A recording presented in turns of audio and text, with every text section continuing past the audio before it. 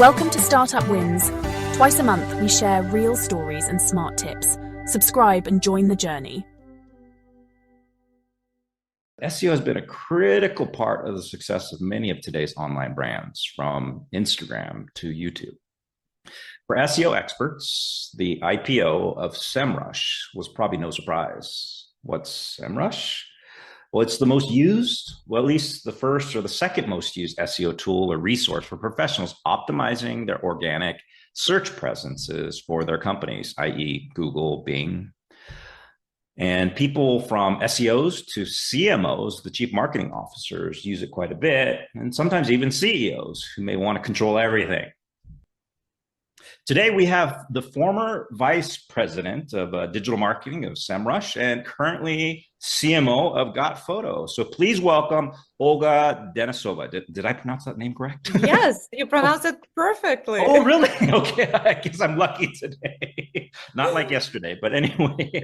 Well, we're really excited to learn more about you, Olga, and hear some of the coolest things that you've done, in marketing and whatnot. And one thing that I'd like to share real quickly, and it might be nice for you too, is to help people understand what the show is all about. Since you are actually our inaugural guest, I don't know if you know.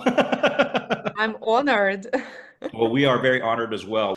So our show, Startup Wins, is hopefully going to be your favorite startup podcast moving forward. That's our goal, at least. It's primarily because as I didn't find a lot of value in the current startup podcasts, and I really wanted to share not only the most interesting guests in the startup world, but also to combine to give people great advice and tips and things like that. And so that's what we're going to probably talk about today, if that's okay. I love it. Bias towards action.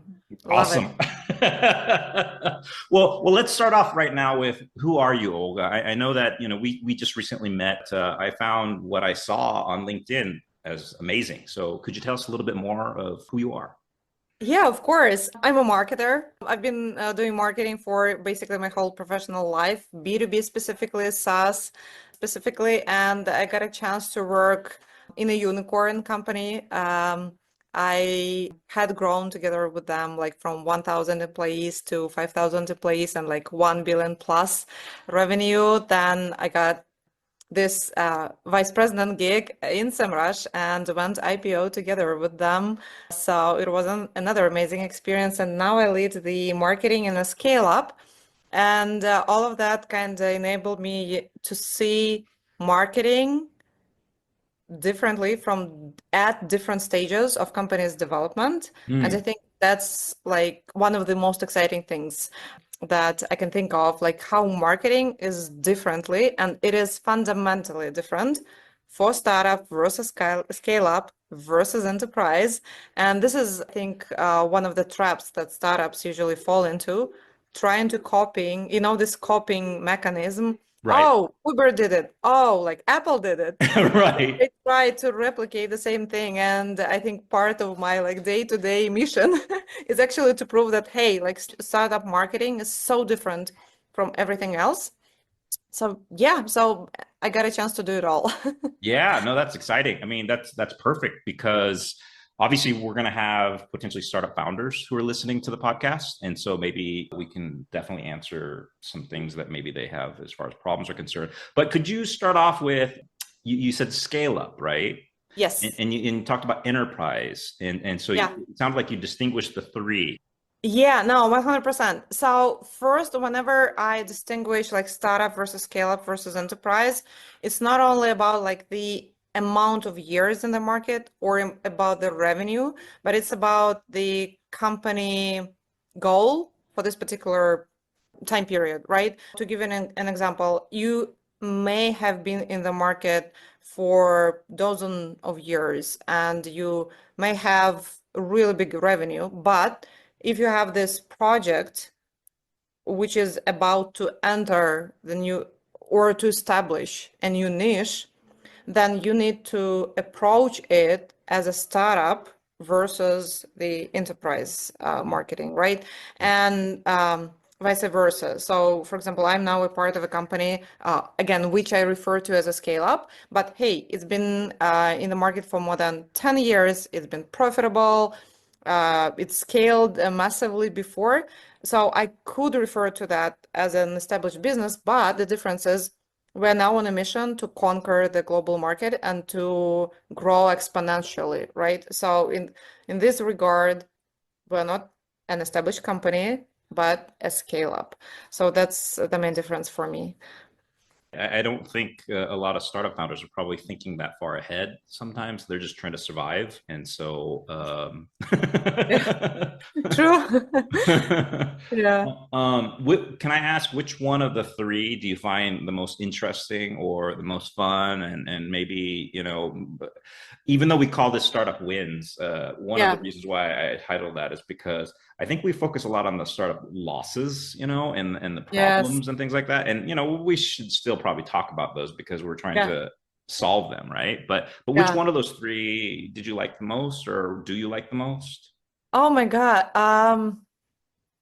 It's like with your love life. Like it's really hard to pick the best. It's more like it's all different, right? Mm, And I would say, yeah, challenges are very different. And this is why I love and hate marketing because it's never the same. mm, And I'll be honest, like I always have a good laugh whenever I see this, playbook giveaways on LinkedIn about like, hey, if you want to generate like that much, just download my playbook. And I'm always repeating it like to everyone that I talk to is like, hey, there is no universal wisdom in marketing. right, And I mean, do you remember marketing 10 years ago? Like, do you remember, times when Dropbox launched this referral right. program and it just, it was like boom effect and they conquered the market? Do you think if you now launch a referral program, you're going to conquer the market? Of course not. So it just shows it's a perfect showcase that marketing is super different. Every single company is different. And this is what I love. Hmm. Well, I put it in our notes for our conversation today because years ago, when I was getting my degree in college, my first intro to marketing class, I can't remember his name. I just remember he was a little annoying and I didn't really like him that much. But one thing I always remember to this day, though, Yeah. is defining what marketing is. And what Yes. he defined it as actually hit home. I was like, that's a really good definition. Like, I really appreciate it. And I'll share it here in a second. But before we do, can I ask what you think marketing is? Yeah. So, like I shared with you prior to the recording, I was discussing it with my husband, and Mm, so the definition that we came up to, the way that we see marketing right now, and I underline it right now, it's empathy-driven science, and I can explain like both parts. So it used to be data-driven. mm, Just, I would say a year ago, if you asked me about marketing, I would say it's data-driven against science. And I would explain why, like, all data touch points and attribution model and like how great we can be at forecasting. But then AI came into the scene and showed that, hey, you can do that many forecasts and calculations, but there is one part which AI cannot do, and this is empathy. mm, Empathy that you can feel for your customer, empathy that you can have for your board, for your colleagues, for your team. And this is something that will never, or at least for the time being, will not be replaced with AI. mm, But there is still, again, this data science part, right? So you cannot only rely on empathy, right? So we are in marketing, we need to calculate ROI, we need to think about efficiency. So I still rely on the science part in my definition, but now I think again the empathy is so important, mm. especially because of AI. So yeah, so it's empathy driven science for me. I love that. I love that. So just so you know what the definition he said was, marketing is basically how you connect with customers. It's just that connection. Yep. It's that, as basic as it is, how we do it. And as you said before, it's changed constantly, and it kind of depends on the company, and it depends on the situation sometimes and the time, right? Yep. So, but when you say empathy, that's probably the best way to connect, right? Because they empathize, right? Yep. Not necessarily sympathize, because sometimes that might make it like a Yeah. superior inferior kind of Yes. relationship. Yeah. But Yeah. Yeah. yeah, Yeah. same level. So I love that. That's a great way of defining. And what's amazing is that you get to talk about it with your husband. I mean, how great is that? I mean, Yeah. I mean, how many relationships want to talk about work after you get home, or maybe even start the Oh, day? yeah. That's amazing. He's not in the marketing field though, is he? He's in business development. Okay, So similar. yeah, yeah, we've got a lot to talk about, that's for sure. Well, I mean, I did highlight at the beginning of the show that one of the reasons why Amazon succeeded, in my opinion, is their biz dev deals. And, Yes. and, and so not a lot of people have done case studies around it, but all the different people, because I used to sit right across from the biz dev team. And Yeah. if you pick all their names, literally there's some of the hugest names today. So they all had a really good savviness to them, I guess, and really expanded the market. Anyway, biz dev is critical. So you can pass that on to your husband. Yeah. I sure will.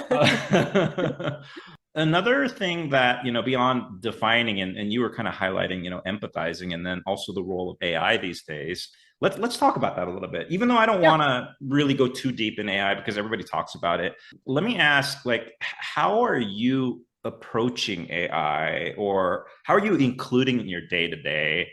And, I forgot, we should dial back a little bit after talking about AI, because I would love to hear what you think are the biggest challenges for startups, and Hmm. what you've seen, and maybe some tips on how to solve them. But let's continue with the AI part. How are you? I'm looking at it right now. It says embracing Yeah. it. Yes, embracing it. Okay.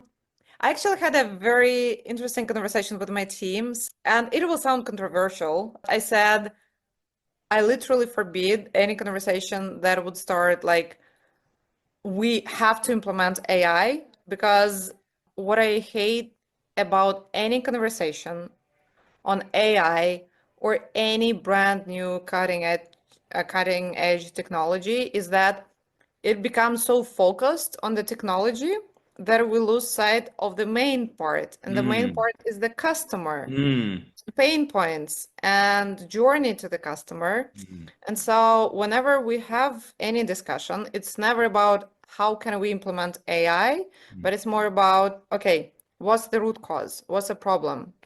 Okay, we need to produce 10x more banners because we want to personalize things. Okay, obviously, yeah, the bandwidth of our designer is limited. So, okay, what can we do about it?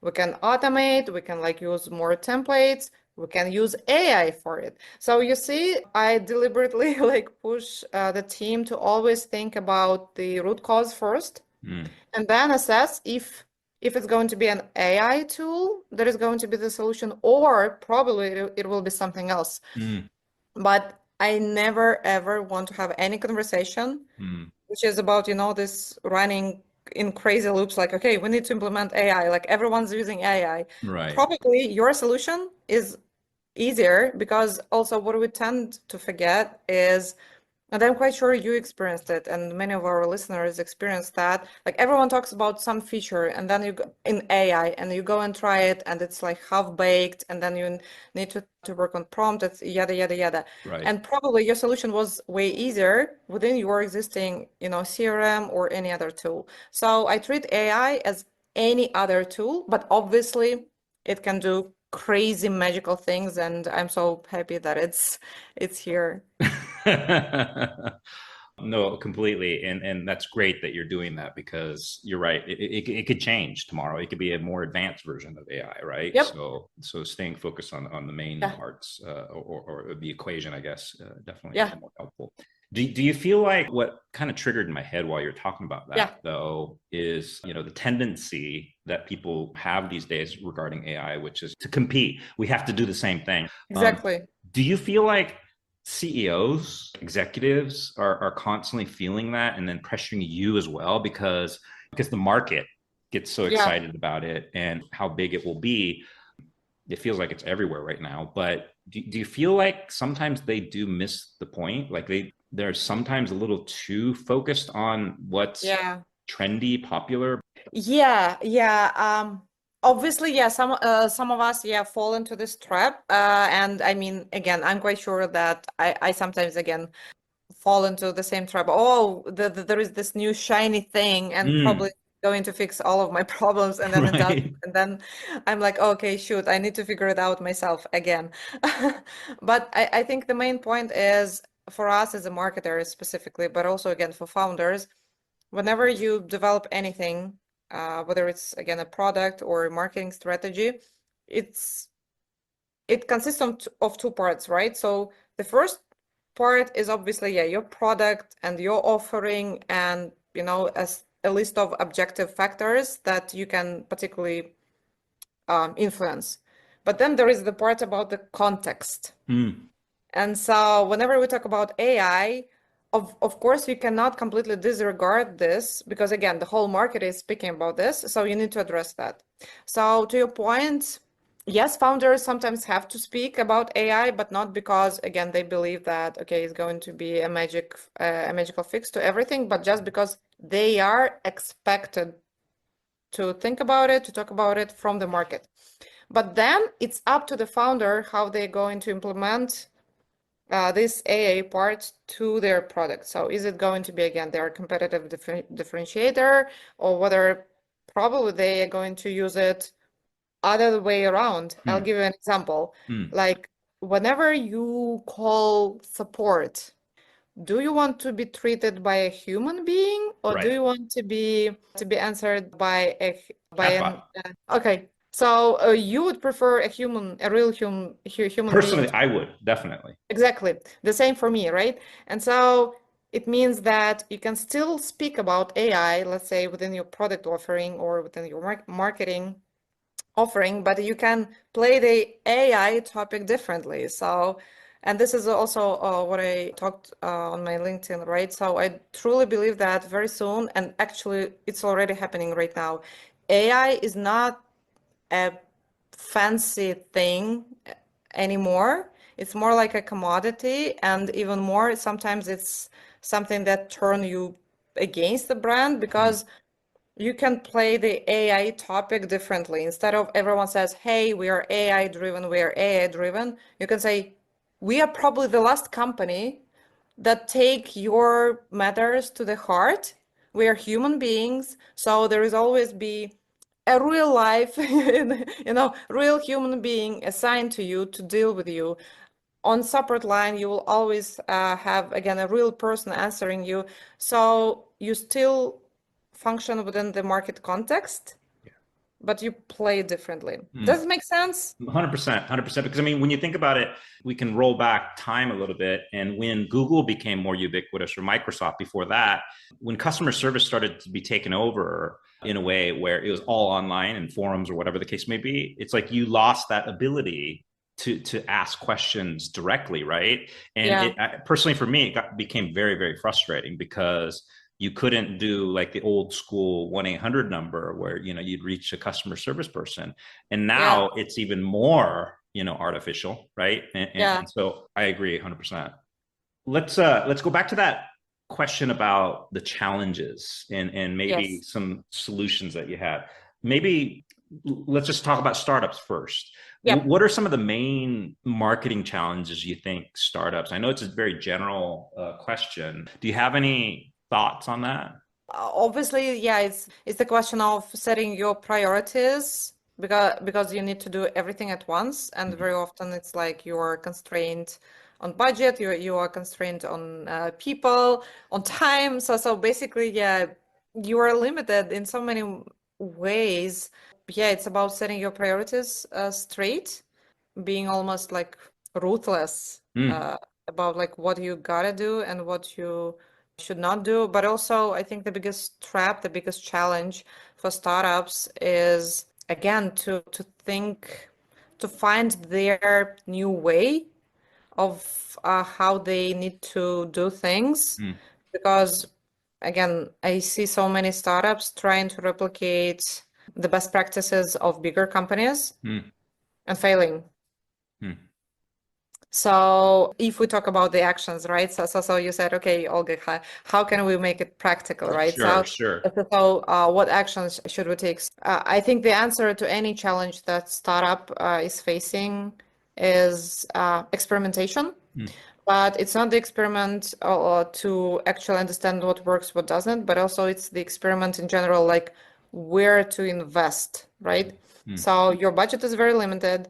Instead of, focusing on one channel and like throwing all of your money in one channel. And I know that this is a very popular recommendation, like, hey, like rely on one channel and make it work for you. I would actually advise against that and instead literally try out every single possible channel that you can think of. And then based on these multiple experiments, understand where you need to invest the majority of your funds. So yeah, experimentation, I would say, will be the main answer here. Yeah. I like that answer. To be honest, it's very relevant. I mean, currently in my role right now, I'm breaking out SEO, SEM, email, social, all the different channels that we've known Yeah. historically. And I'm listing them. But like you said, we're limited on time. And so within an 8-hour day or whatever period, I mean, it feels like 16-hour days for me lately, but it's like you can only do SEO or you can only do social, or you can set up social maybe to deliver later, or email to set up to deliver later, but still you got to do the work unless you're relying on AI and being very artificial, right? Yes. But we don't know what's working. Even though the company that I'm helping, he spent, I can't even tell you how much money, like, how much he's already put into the startup, and then still not getting what traction he wants. Yeah. And so he's very thankful I'm joining the team, and and hopefully going to get him to that next level. But even with my success, I mean, I've helped some companies like sell for like $500 million, but that was lucky in my opinion, or in other situations, we won't go into all those details, but the point is that I love your answer, because I think you're right. Startups shouldn't necessarily just focus on one channel per se, because we don't know if that channel is going to work, right? Yep. And yeah, again, if it worked for someone does not mean that, it is going to work for you. So you need to test it. Yep. I mean, I think you may have experienced this, like with virality, like what goes viral. It's funny because, like you said earlier, there's not one formula for virality. To be honest, a lot of them accidentally made it viral, right? Yes. So, like, what was that lady who made that comment? That's very, I don't know, oriented, but yeah, she just accidentally got famous, and then she accidentally did a few different things. But anyway, no, I love that answer. Okay, so now let's say you progress from startup to the next level. You say scale up, correct? So in scale up, what do you do? Or what kind of problems did you see in scale up? Yeah, the biggest trap for scale ups is basically trying to work the same manner like they used to in startup, meaning no structure, no system, all running, trying all of things, but just 2-3 times more. So it results in chaos. And the usual, dilemma of a scale up is like, okay, we did like XYZ, and then okay, we just multiplied by 2, and then we get more results. But that's the thing, you cannot just do more and succeed. No. So this is where I would say the first a systematic approach comes into play, right? So you try to actually get to the to do some analysis and trying to understand, okay, what are my main growth engines? How can I actually build processes around them? And so the first thing the scale up needs to do is, to pause, take a step back and analyze and try to build a system, try to build a process. And only after that, you need to scale, because otherwise you're going to end up with ton of very random things, Mm. content items, channel activities, without even realizing what works and what doesn't. Do you feel though during the scale up process, Yeah, because I would argue sometimes that's during the IPO path, right? Because they're trying yeah. to get to IPO, they almost prevent you from being able to create those processes and systematize things because they're so stressed out about doing things. Yeah. Yes, yes. No, 100%. Yeah. I mean, because hey, the mission of a scale up is like to grow no matter what, Yeah. right? So that hence the name Yeah. scale up. Right. Uh, yeah, but that's the thing. It's like, yeah, you're building the plane that you're flying at the same time, but that's the thing. Like, you need to figure it out on the go. Okay. Because like once you hit the IPO, then you'll need to report on the numbers. And again, you cannot scale smartly and efficiently if you don't have the system behind it. So and that's why like so many startups are not able to actually get into the scale up mode because it's really hard, to build something while you're running so fast. Well, you're currently working at a photo company that I'd love to talk a little bit more about here in a Yeah, second. I don't know about it because I haven't heard of it until I met you, but I was very familiar with your previous company, right? Because I use it all the time, and yeah, so do my peers. And I love the product so much so that I can even say it. I love it better than Ahrefs. The Ahrefs people probably who are listening right now probably like, okay, screw you, no more startup wins. But in all seriousness, it just I've always felt more comfortable with SEMRush. But that begs the question, I guess, when you chose your role as yeah, the kind of the chief marketing capacity in each of these different companies, I imagine it's because you also took the role because you liked the product or the company, right? Or maybe the leadership. So when it comes to scale up, the J curve or whatever it's called, I wonder if you can do that if you have a shitty product, right? Because if you have a shitty product, you can't. I mean, you're pushing really hard the boulder really hard up, right? yeah. And so sometimes I wonder if you have to take a step back and make your product good in some situations. And so would you can I ask? I mean, I don't know if that's a question as much, but Yeah. would you agree? I mean, Actually, yes. Yes. I know that there is a saying that, hey, you better be first than perfect. mm, But at the same time, I also remember the wisdom from one of the founders of my previous companies, and he used to say that to really succeed, you need to be in the right moment, in the right market, with a stellar product. mm, Because, yeah, no matter how great your marketing is, mm. if users are disappointed with your product, yeah, of course, you can do some, some Right, retention tricks, but at the end of the day, you won't be able to deceive, users. And because at the end of the day, like budgets are limited, paid budgets are limited, no matter how much funds you raised, your funds are limited. right. And to really succeed, you need to work on this word of mouth, Mm, on this organic growth. yes, And if you don't have this organic growth, then probably you're doomed. right, right. Paid can only do so much. Exactly. Mm. Yep. Okay, well, we've hit that part of the maturity of the business. What about enterprise? So you're now at enterprise, am I Yeah. correct? Would you call it enterprise? I would still call it a scale up. Yeah. Okay, Yeah. got it, No. got it. Yeah. But do Yeah. you have any opinions on enterprise though? Once you get there? Yeah, no, I do 100%. And yeah, one of my previous experiences, yeah, it was like, yeah, how do you go from mid-market to enterprise? And I would say, yeah, enterprise is tricky, right? Enterprise is like heaven gone wrong. Okay. Because everyone works to arrive there, right? So to have like the market dominance, budgets, Mm, the connections of mm, enterprise, but then mm, all of a sudden when you are there, you realize, oh, this is not exactly what I worked for, right? mhm, Because yeah, you're so slow, like endless amount of meetings. You're not able like to experiment anymore.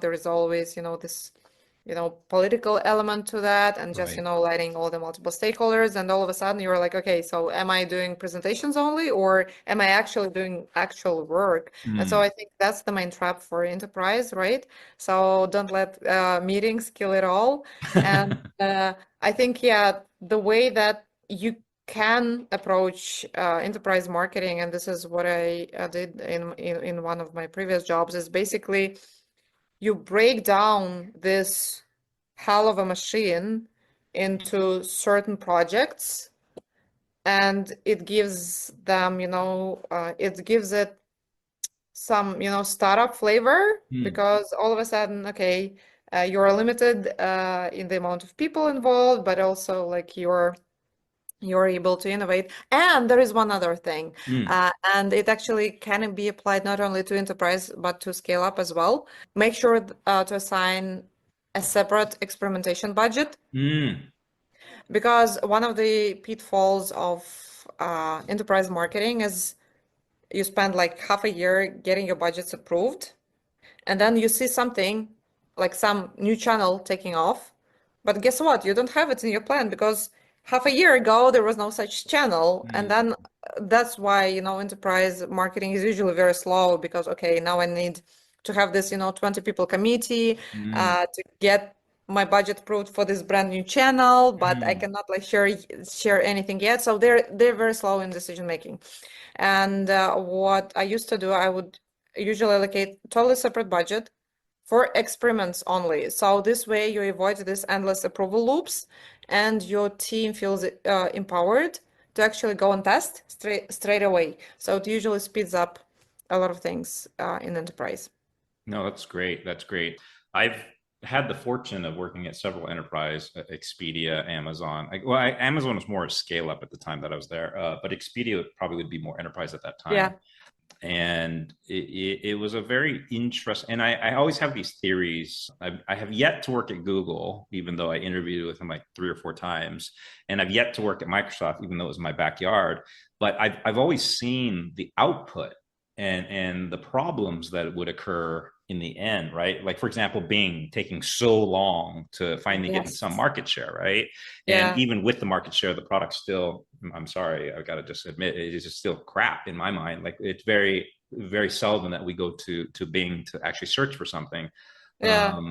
But the point here is my peers, my friends have all been there, and I talk to them on a regular basis. And the maturity, if I can call it maturity, maybe it's politics, I'm not sure. It seems like it slows down so much, and the innovation is so weak. And it almost, I mean, I almost want to reach out to Sundar, the Google's CEO, and just say, hey, Yeah. I know you're trying to catch up with the AI game right now, but if you had done a couple other things, maybe. Yeah. Yeah. Organizationally wise, maybe stop picking all those Stanford grads and Harvard grads, because they're just trying to fit pegs in holes, and so and that's why, to be honest, I did an education podcast, is because I feel like our education system in general is still quite weak, and in almost every country. But there's stars like yourself, and there's people who do rise and find their way, and fortunately we have the internet. But yeah, the enterprise world is a very interesting one, and it makes me sad sometimes. Yes, no, it does. Yeah, and that's also one of the reasons why I lean towards, startup slash scale up community. It just feels that, yeah, you're actually able to make any impact, some impact, while in enterprise, sometimes you wonder, like, okay, if I'm making any impact, like, or am I doing, just another presentation? So yeah.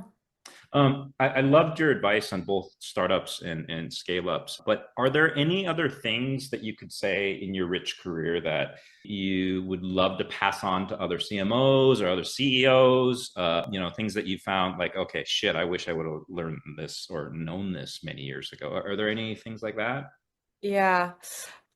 I remember when I was working in startups or again scaling marketing teams, I would always have this feeling that there must be someone who knows it for sure, Mm, right? Given mm, their experience, given their paycheck, right. and diploma from Ivy League or whatever.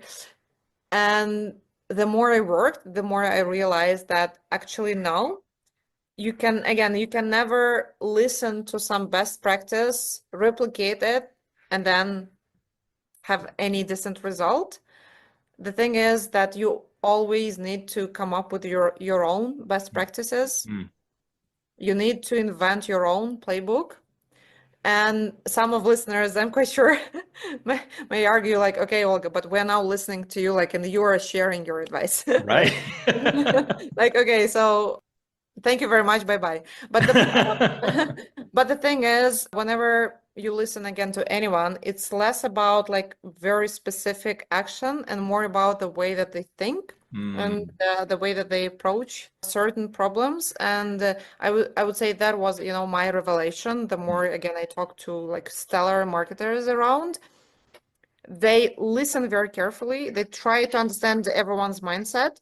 They try to again to replicate probably the way of thinking, but not a particular best practice. mm, So that's one of the main things. But also the second thing is, hey, even your own best practices, they get expired very soon. mm. So I have like 20 pages of LinkedIn posts that I didn't get a chance to publish. And I'm never going to publish them because some of them like are like 6 months old and they're outdated already. So I think the hardest thing for a marketing professional is actually to ignore your past experience. Mm. You need to reinvent your own best practices. Yeah, First, you yeah, invent them, yeah. but then half a year later, you reinvent them again because, yeah, it's just markets are changing too quickly to stick to any playbook. Speaking of your LinkedIn posts, I did want to ask, you know, you have several that are quite popular on LinkedIn, and obviously not every post is going to catch on fire, but do you have any that you would like to share with the listeners, like you should go read this one, or you know, because personally for me, and forgive me for saying this, but you know, sometimes the vanity metrics aren't what I care about because Yeah, it's great you have 2,000 likes or you have 800 comments or whatever the case may be. And I think the comments are more important because it means they're engaging, right? yeah, But sometimes I just want to read someone's post that nobody ever found because it's a secret, you know, that no one's reading it. And here I'm telling you to tell me which ones yeah. to. Yeah. But Yeah, I won't be cruel to our listeners, so I won't mention anything like from too much time ago. But yeah, if you can just open my LinkedIn, one of my recent posts was actually about the difference of marketing in different stages of company's development. So how should you approach your marketing game if you're a startup or a scale up or an enterprise company? mm, Again, there is no universal wisdom, and mm, it's not like the recipe, okay, turn on the ads here and turn off your social there, but it's more about, again, how to approach some basic principles, which are actually very different mm, mm. across different stages. Another aspect of your posts, because they are quite popular. I mean, you have some really, really popular ones as well. And maybe even, you know, I'm being selfish to ask, but I mean, again, I don't really care as much. But do you have any tips, or did you find the evolution of your posting and your personal branding to, like, there were certain things that you did, you know, people always talk about authenticity or things like Yeah, that, but sometimes people are just really freaking smart and they provide a lot of value, right? So that's why everybody's liking it and engaging. yeah. But sometimes maybe there are some tips and tricks or whatnot. Again, I'm not really into that, but just out of curiosity, was there any learnings in that whole process of you know, when nobody knew you and then all of a sudden you have Yeah, so much popularity? yeah, no, 100%. So it was quite a journey. I would say the hardest part, but also the most rewarding part was opening up as a person, again, as a human being, because I remember I was like, okay, I need to be like professional. I need to share again what I learned here. I need to bring value. And by value, I meant marketing or again, management or leadership, everything very much work focused, professional focused content. But then at some point I was just, you know, sharing my personal thoughts on career, on leadership, on pitfalls, on drawbacks, on my, lessons, failures, and just, being very, I would say, plain and common, Mm, and not trying to, to paint a big picture of myself. And people all of a sudden appreciated this mm, part so much. mm. And I was like, oh, this is the personal part, and like, like personal branding. And Mm, everyone's like, okay, personal branding, got it. I want to be seen as 1, 2, 3. No, like actually being yourself. And it was honestly a revelation to me because I mean, I'm introverted. mm. And actually, it was like first of my most viral posts Okay. ever. I just share like, hey, I'm an introvert, Mm, and it's really freaking hard to be an introverted leader, mm. given how many meetings you have to do to make, given like how many, daily interactions. And sometimes I just want, to close in my bathroom and just, sit in Sure. silence. But at the same time, I developed my extroverted part, Mm. and I'm eager to hop on a call with you.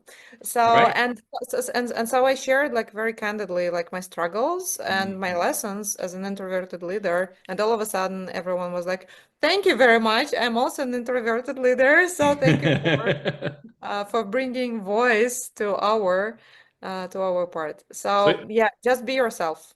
so you are you telling me that people haven't been like reaching out to you on a regular basis to have you on their podcasts? Is that not happening? Because I'm surprised if they're not asking all the time. Yeah, no, now they are. Yeah, no, Okay. no, yeah. So now they do reach out, but again, like a year ago or Mm. probably more, I was like very much, to myself, I would Okay. say. And Okay. again, I think another main conclusion is just stop doubting yourself Mm. and just freaking post it, you know. So yeah, probably again you expect, some great advice, Mm. but again, my whole experience was just, go with your gut feeling, like, and post it And it and took be time yourself. though, right? I mean, it wasn't Yeah. overnight. Okay. Oh no, 100%. Yep. Yeah. So anybody out there who wants to become LinkedIn famous, it's a long road, right? It's not a short path. Yeah. Yep. It is. Okay. Yeah.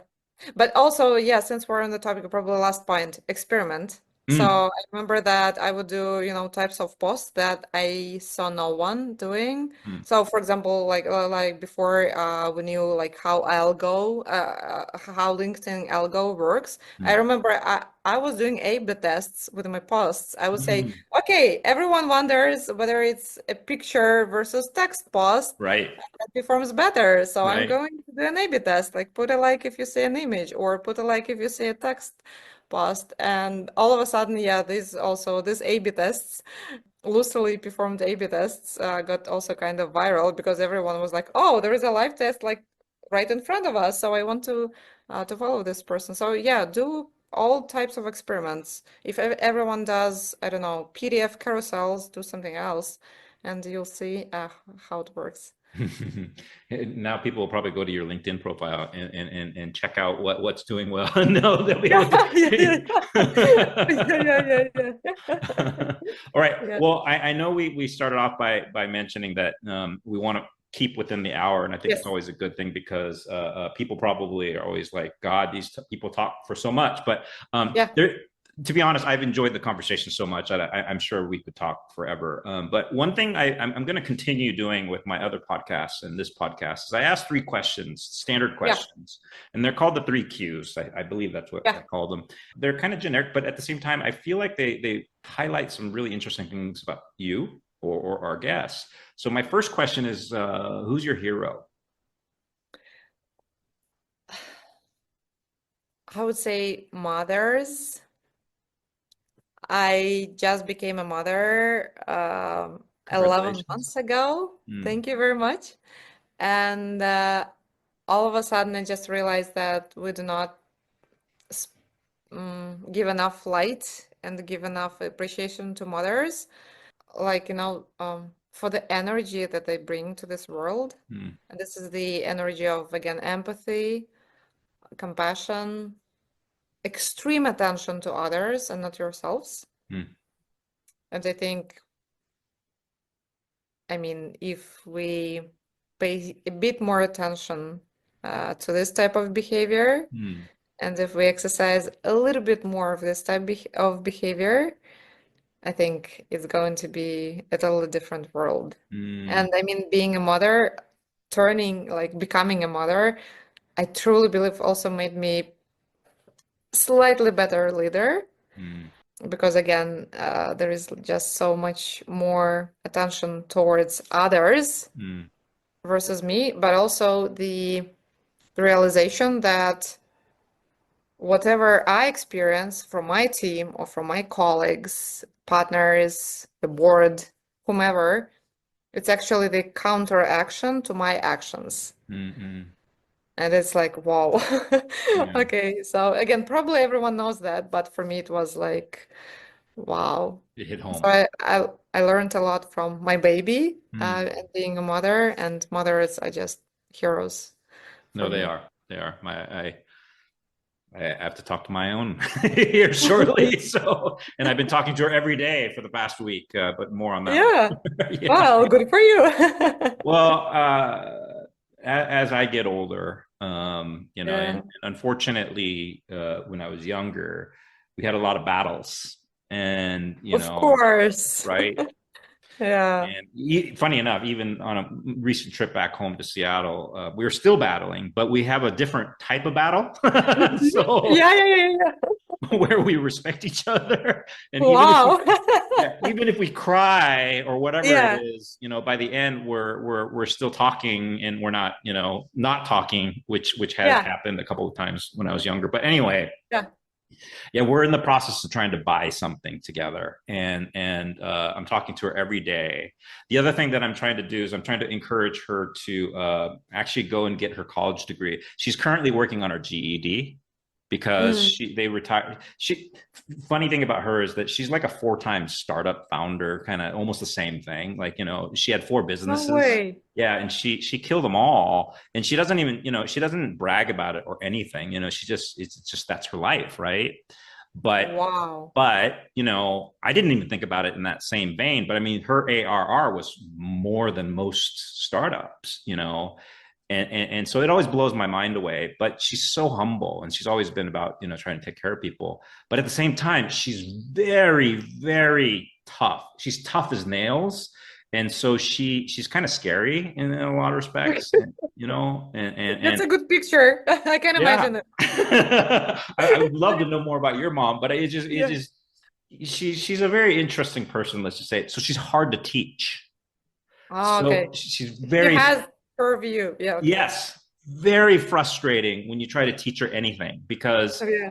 she's like, next, what's your point? Come on, hurry up. And it's like, I'm trying to teach you. Can you just, Yeah, yeah. so anyway, but yeah, Oh, yeah. mothers are the most Yeah, amazing souls on our planet. So I love that yeah. answer. How about role models would be my second question. Who should we emulate? I mean, obviously we could say mothers, but any other folks that, we should emulate or Yeah, you know what? I'll be honest. I had trouble thinking about it, and I'll explain why. Hmm. I used to have some of IT leaders as role models without Hmm. dropping any names, but some of the recent events were like, I don't want to have these people as my role models anymore, you know? And I'm now, I would say, I just decided, yeah, probably not to have idols anymore. Hmm. Um, because yeah, right now, honestly, yeah, I'm just with all the craziness in the world, I'm honestly, I'm struggling to Hmm. find a role model because yeah, just people do weird stuff, and I'm like, I'm appalled some of the things that they do. Sure. Um, so yeah, sorry, I really have troubles No, I, finding I, a role model these days. I would rather you say honestly what you feel. And that's the other thing about these questions. They're not about having a distinct or an absolute answer, or whatever you want to call it. It's actually how you think. I think that, I mean, if anybody's listening to you right now or watching you, I think your answer, you know, if you said fathers or whatever, you know, how you said it and why you said fathers or mothers, I think is more important than, you know, at least to me. So I actually appreciate your answer. Last one's an easy one. So Yeah. you don't have to think too hard, hopefully. Yeah. What's your favorite food? Yeah, like I will sell my soul for pastry. Then you should And not go to Asia or like Korea oh or God, I've been to Asia and I'm cursed. Yeah, it's now really it's my curse. I love to cook it. I love to eat it, like all different types, and it's not too healthy. And I swore to myself that I will not cook pastry to my son so that he doesn't develop the same addiction. But I'm failing. Well, you got to have some pleasure or you know, Yeah, a little sin or yeah, whatever you want to call it. yeah. So that's My fine. guilty pleasure all the way. Well, awesome. Thank you for those great answers. So we've come to the end, unfortunately for me, and I really appreciate your time. But before we finish today, so how can people reach out to you? I mean, is LinkedIn the best way, or you know, and Yeah, 100%. Yes. okay, okay. And then also, we didn't get to talk about it too much, but maybe your elevator pitch for your current role or the company. Do you mind sharing a little bit about, you know, the company? Yeah, no, 100%. To those who do not work in the photography industry, the best way to describe good photo is basically good photo is Shopify, but for photographers. And Oh, yeah, the photography profession, like the profession of a photographer, I would say is really cruel, hmm, given the amount of tasks that you need to execute only for one shoot. Like, you know, you need to organize things, you need to print out files, you need to do again the shooting itself. So there is a lot of petty tasks that hmm, are not visible at all, but at the same time which consume so much time from your day. And basically good photo just helps you, you know, automate everything and make the most out of your creative work. And that's, I think, the hmm. best part of it. So we actually, you know, I would say we bring dignity to the job of photographer, because you can focus on the creative stuff, not the petty stuff. So that's the gist. Yeah, that's great. One of my best friends is a wedding photographer, Oh, okay. and Share the link. yeah, and we talk about this time suck that he spends on editing and the whole Exactly. and all the whole process, and you know, even marketing, you know, is a pain in the butt Yeah, for him, right? I helped him get to number one, and then over the years I haven't touched it as much, but it's just, yeah, it's hard for him to almost survive sometimes. So that's great to hear exactly. that you guys are there to you know, help. Wonderful. Well, thank you again. This was absolutely amazing. I really appreciate your time. It was perfect in so many different ways. Hopefully we'll get to talk again sometime soon. So thank you. Thank you. Thank you very much. I enjoyed it so much. Thank you. If your calendar isn't already set, you're missing out on startup wins. Industry leaders, top advisors, and incredible tips await. Come back for future great episodes and entertaining guests, and come back for more insider strategies and incredible stories from the brightest VCs, founders, and operator experts. We're bringing you the best in the business twice a month. Hit that bell and stay winning with Startup Wins. See you soon.